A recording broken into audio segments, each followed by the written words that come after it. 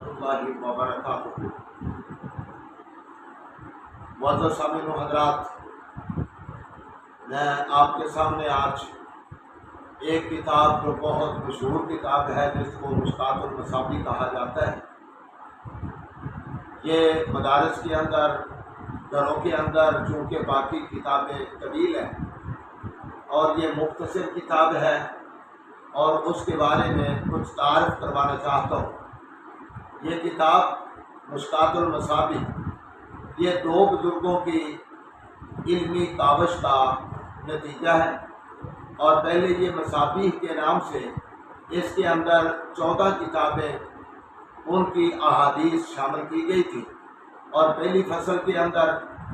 بخاری اور مسلم کی، اور دوسری کے اندر باقی 12 کتابوں کی احادیث جمع کی گئی، اور اس کے بعد چونکہ مکتبہ اہل حدیث کے ہاں یہ سند کو بہت زیادہ اہمیت حاصل ہے، تو پھر ایک بزرگ یہ پہلی کتاب مصابیح کے نام سے محی السنہ امام ابو محمد حسین بن مسعود فرابغوی رحمہ اللہ علیہ نے اس کتاب کو مدون کیا، اور اس کے بعد ان کے ساتھ ہی ایک اور بزرگ تھے اور بہت ہی قابل قدر، قابل تعریف، انہوں نے اس کے تمام جتنے بھی حاشیے تھے، جتنی بھی اسناد تھیں، ان کا نام ہے شیخ ولی الدین محمد بن عبداللہ خطیب عمری رحمہ اللہ علیہ۔ انہوں نے اس کی اسناد کو بھی ذکر کر دیا،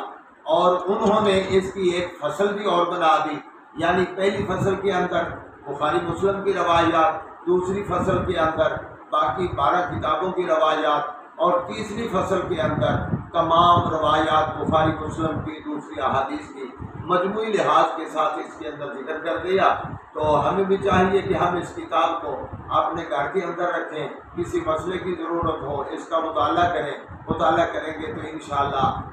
فائدہ ہوگا اور حدیث کے ساتھ محبت پیدا ہوگی۔ اللہ مجھے اور آپ سب کو سمجھنے کی توفیق عطا فرمائے۔ وآخر دعوانا ان الحمد للہ رب العالمین۔